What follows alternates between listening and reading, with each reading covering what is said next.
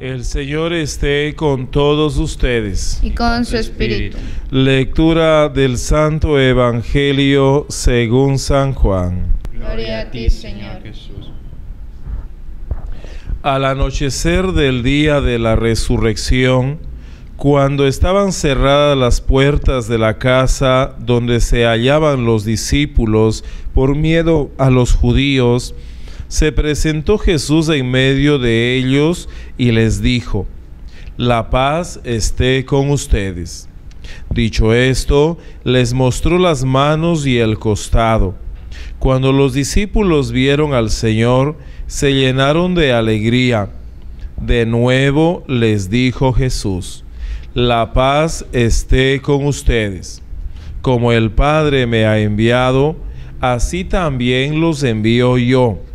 Después de decir esto, sopló sobre ellos y les dijo: «Reciban el Espíritu Santo.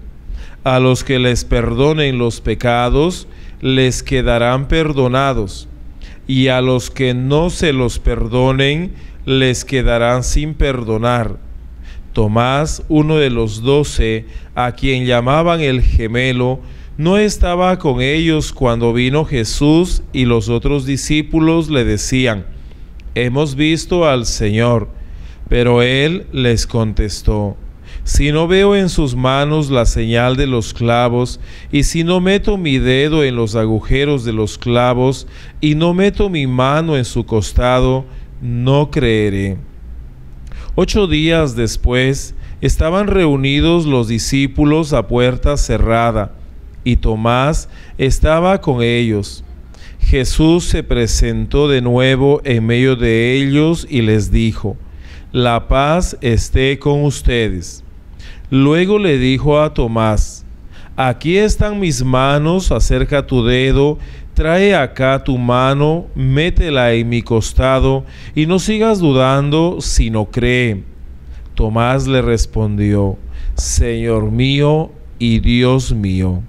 Jesús añadió: «Tú crees porque me has visto. Dichosos los que creen sin haber visto». Otras muchas señales milagrosas hizo Jesús en presencia de sus discípulos, pero no están escritas en este libro. Se escribieron estas para que ustedes crean que Jesús es el Mesías, el Hijo de Dios, y para que creyendo tengan vida en su nombre.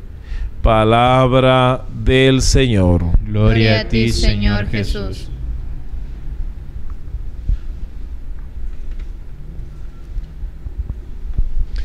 Apreciados hermanos y hermanas, una vez más una alegría muy grande y una gracia que el Señor nos regala de recibir su santa palabra, de recibir su mensaje lleno de amor, lleno de misericordia para cada uno de nosotros. La palabra de Dios tiene poder, la palabra de Dios tiene fuerza, la palabra de Dios nos unge a cada uno de nosotros también con esa gracia santificante que solo el Señor nos puede dar, que solo el Señor nos regala, que solo el Señor nos concede. Estamos ya hoy en el Evangelio de Juan, hemos leído el capítulo 20, versículos del 19 al 31, prácticamente es la parte final del Evangelio según San Juan, es la parte con la que concluye el Evangelio según San Juan, que es el último Evangelio en ser escrito juntamente con el libro del Apocalipsis, que es el último libro también en ser escrito de la Biblia. Bueno, hoy la palabra del Señor nos trae un tema impresionante, un tema fundamental para nosotros los hombres y mujeres de fe, es la misericordia de Dios. La palabra misericordia viene del hebreo miser, que hace referencia al don de la vida. Si la traducimos literalmente, se refiere al útero de la mujer. Miser se traduce por útero. El útero de la mujer tiene una función fundamental, que es la de dar vida, que es la de traer una vida nueva al mundo. Entonces, si traducimos esa misericordia al término muy castellano, pues haría referencia al don de la vida y del amor. ¿Qué quiero decir con todo esto? Que cuando hablamos de la misericordia de Dios, estamos hablando de una nueva vida que Dios siempre nos está dando. que Dios siempre nos regala, que el Señor siempre nos concede, porque la misericordia de Dios es en la profundidad de la vida espiritual, ese perdón que el Señor nos regala, la gracia del perdón que Dios nos da. Y cada vez que nos sentimos perdonados por Dios, cada vez que experimentamos el perdón del Señor, entonces experimentamos también una nueva vida, una nueva oportunidad de estar viviendo en la presencia y en la gracia del Señor. Por eso hoy, al hablar de la misericordia de Dios, estamos hablando de esa gracia que Dios tiene, esa capacidad de Dios de perdonar. En una parte de la Biblia se nos habla sobre cuántas veces tenemos que perdonar. Incluso le preguntan a Jesús: Señor, la ley nos dice que tenemos que perdonar 7 veces 7 para ser perfectos. ¿Está correcto eso? Y Jesús le dice: no tienes que perdonar 7 veces 7. Tienes que perdonar 70 veces 7, que significa infinitud. Es decir, nuestra vida está hecha para perdonar siempre. Tienes que perdonar siempre a tus papás, tienes que perdonar siempre a tus hermanos, tienes que perdonar siempre a tu esposa, a tu esposo, tienes que perdonar siempre a tus hijos, tienes que perdonar siempre a tus amigos. ¿Por qué? Porque también Dios siempre está dispuesto a perdonarnos. ¿Cuál es la condición? La condición que el Señor nos pone para perdonarnos es que Él quiere mirar que en nuestro corazón y en nuestro interior haya realmente un verdadero arrepentimiento de corazón de aquel mal que hemos hecho, de aquel mal que hemos obrado. El arrepentimiento es base fundamental para que el perdón de Dios se dé, porque si no hay arrepentimiento, entonces no necesitamos un perdón. No necesitamos que Dios nos perdone, porque no hay un arrepentimiento. Es decir, yo todavía no soy capaz de darme cuenta que lo que he hecho mal, y eso significa pecado. El pecado, si queremos traducirlo de una manera sencilla, es el romper el lazo de amistad y de amor y de relación con Dios. El pecado rompe esa relación de la gracia de Dios. Entonces, cuando nos sentimos perdonados, es como que nuestra relación con Dios se vuelve a unir, ese lazo se vuelve a amarrar. Por eso, pecado siempre será aquello que corta nuestra relación de amor con Dios, y la misericordia de Dios vuelta es la que está siempre dispuesta a perdonarnos a nosotros por romper esa relación con el Señor. De ahí entonces que vamos entendiendo que la misericordia de Dios, tan profunda, tan maravillosa, tan grande, no excluye a nadie. Hoy estamos viviendo en una sociedad que excluye a la gente. Hoy estamos viviendo una sociedad en la que también hacemos a la gente descartable. Hoy se utilizan muchos platos desechables para la comida en varias situaciones, ¿no? Un plato en el que lo ocupo se ensucia y lo boto a la basura porque no sirve, ¿verdad? Entonces, a veces en nuestra sociedad en la que estamos viviendo, una parte de la sociedad está viviendo alejada de Dios y alejada de la iglesia. Entonces también comienza a poner a la persona muchas de las veces en una situación de descartables. Y no es así, todo lo contrario. Dios nos invita a vivir el amor y la misericordia de Dios para no descartar a nadie de las personas que nos rodean, sino más bien saberlas amar y saberlas perdonar profundamente. ¿Por qué a veces hay tantos problemas en la familia? Porque hay tantos problemas a veces en la sociedad, porque a veces no somos capaces de perdonar. No somos misericordiosos. Cuando rezamos el Padre Nuestro le decimos: perdona nuestras ofensas, como nosotros también perdonamos a los que nos ofenden. ¿Te das cuenta la condición que hay para que Dios me perdone? La condición que hay para que Dios me bendiga. La condición que hay para que Dios haga un milagro en mi vida, un favor en mi vida. Es que yo primero la tengo que cumplir. Primero yo la tengo que vivir. Yo no puedo pedirle a Dios que me perdone mis pecados si yo no soy capaz de perdonar a las personas que me han ofendido, las personas que me han hecho daño, las personas que me han difamado. Hay mucha gente que a veces no nos quiere y que hace cosas malas por nosotros. Pues a esas personas estamos llamadas a perdonarlas. Y perdonar no significa olvidar. Perdonar significa comprender, significa ser paciente, significa no guardar rencor, no guardar resentimiento, ¿no? Porque hay cosas que nos pasan en nuestras vidas y que nunca nos olvidamos. Entonces el perdón está en la capacidad que nosotros tengamos de, aunque no olvidemos el mal que nos hayan hecho, pero sí no guardemos rencor, no guardemos resentimiento. Una vez me preguntaba alguien: padre, ¿qué puedo hacer para no guardarle resentimiento a una persona?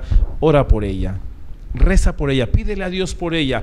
Por más que te haya hecho un mal tan feo, un daño tan feo, tan grande, tú sin embargo nunca dejes de orar, nunca dejes de pedirle a Dios por esa persona, y vas a ver que la perdonas en tu corazón, vas a ver que tienes la capacidad de decirle te perdono, y vas a mirar también que vas a tener esa capacidad de recordarla, pero ya no con rencor, ya no con resentimientos, ya no con deseos de desquite. Eso significa que has perdonado. El Padre Dios es lleno de misericordia, que nos ama profundamente a nosotros, que nos ama íntimamente a nosotros, que siempre nos está esperando para darnos su perdón, siempre nos está esperando para darnos su amor y su misericordia.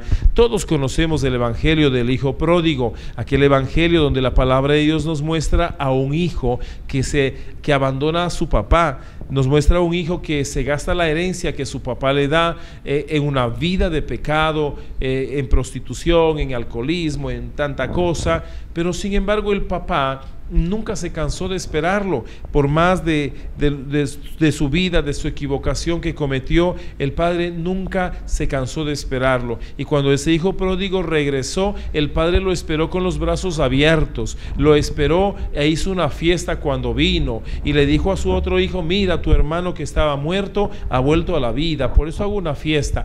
Ahí está significado la misericordia de Dios tremendamente grande. ¿Por qué? Porque ese padre jamás se cansó de esperar a su hijo. Ese es el Padre Dios, que nunca se cansa de esperarnos a nosotros, que nunca se cansa de perdonarnos. Él nunca va a tener una palabra: ay, vienes con el mismo pecado de siempre, ándate por la sombrita. No, el Señor siempre va a tener esa capacidad de recibirnos, de esperarnos, de acogernos, de amarnos, de perdonarnos. Solamente tienes que mirarle a Dios con sinceridad, tienes que adentrarte en el corazón y darte cuenta cuánto Dios nos ama y cuánto quiere lo mejor para cada uno de nosotros. Queridos hijos, queridos hermanos y hermanas en la fe, es el momento de seguirle buscando al Señor, de seguirnos acercando a Él, de mirarle a un Dios que ama, un Dios que en su Hijo Jesucristo no vino a traer la muerte, sino que vino a traernos vida y vida abundante. No vino a condenarnos, vino a salvarnos muriendo en la cruz. No vino a mandarnos al hueco, sino más bien vino a levantarnos de nuestra vida de sepulcro y a darnos también la capacidad de resucitar. Ese es el Dios que tenemos, ese es el Dios en el que creemos, y que no nos ha dejado solos, que nos ha dejado una iglesia y nos ha dejado a los sacerdotes, y nos ha dejado la Eucaristía, y nos ha dejado los sacramentos, para que mientras vivimos aquí en la tierra, nosotros llevemos una vida de fe, una vida de iglesia, una vida de caminar en la presencia del Señor. Hoy el Evangelio nos muestra la misericordia de Dios tremendamente en la iglesia, y por eso, como el Evangelio nos cuenta hoy que Jesús fue donde estaban los apóstoles reunidos y les dice: la paz esté con ustedes, como el Padre me ha enviado, así también los envío yo. Jesús, después de la resurrección, nos trae la experiencia de la paz, nos trae la experiencia de una vida nueva. ¿Por qué? Porque es el Señor el que nos quiere regalar esa gracia y esa misericordia de estar siempre en su presencia y en su amor. Queridos hijos, es ahí donde vemos entonces cómo el Señor a los apóstoles, a esos hombres y varones que los ha elegido y que los ha escogido con inmenso amor, es a quienes también los consagró en la última cena como los primeros sacerdotes de la iglesia, cuando les dijo: hagan esto en conmemoración mía. A estos mismos hombres hoy les vuelve a decir: la paz esté con ustedes, como el Padre me envía, así los envío yo. La resurrección de Jesús es lo que va a dar sentido a la vida de los apóstoles, es lo que va a dar sentido a los que creyeron en Cristo Jesús, a los que creyeron en el Señor. Y por eso este Cristo resucitado dice que después les dijo a los apóstoles: reciban el Espíritu Santo. Soplando sobre ellos, les transmitió el Espíritu Santo y les dice: a los que les perdonen los pecados, les quedarán perdonados, y a los que no se los perdonen, les quedarán sin perdonar. Los apóstoles son los primeros sacerdotes de la iglesia, y miren cómo Jesucristo les deja la capacidad, les deja el poder de perdonar los pecados. Ahí entra lo que llamamos el sacramento de la confesión o el sacramento de la reconciliación. No es un invento de los sacerdotes, no es un invento de la iglesia. El sacramento de la confesión es un sacramento que Jesucristo nos lo dejó. Repito lo que dice la palabra de Dios: reciban el Espíritu Santo. A los que les perdonen los pecados, les quedarán perdonados, y a los que no se los perdonen, les quedarán sin perdonar. Jesús les da el poder a los apóstoles de perdonar los pecados. Si traducimos en palabras mucho más simpáticas, podemos decir: Jesucristo dejó a los apóstoles el sacramento de la misericordia, el sacramento al cual yo me acerco para recibir la misericordia de Dios, el perdón de Dios, una palabra de aliento, una palabra de ánimo. Mucha gente dice: yo no me confieso con el cura porque el cura es más pecador que yo. Eso nadie lo discute, eso nadie dice que no es así. El sacerdote también es un pecador, también es un hombre de carne y hueso, un hombre también débil y que puede caer en el pecado. Pero también el sacerdote ha sido un hombre elegido y escogido por Dios e instruido también por la palabra para que pueda tener esa capacidad que Jesucristo ha dejado a los apóstoles de perdonar los pecados. Cuando yo me acerco al sacramento de la confesión, no solamente recibo el perdón del Señor, la misericordia del Señor, recibo ánimo, recibo fuerza, recibo gracia del Espíritu Santo para que mi vida continúe, para que mi vida siga.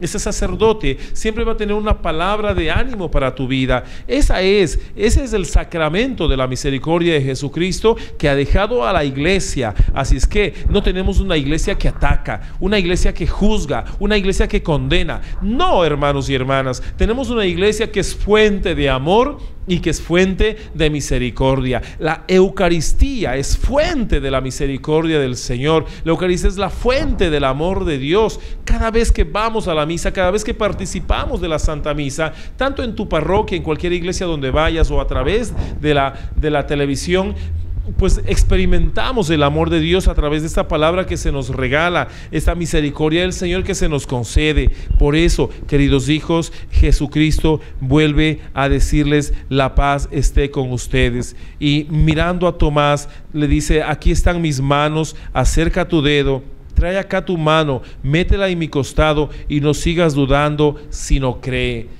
Jesús le muestra al apóstol Tomás, que era el más incrédulo, el que no podía creer si Jesucristo había resucitado.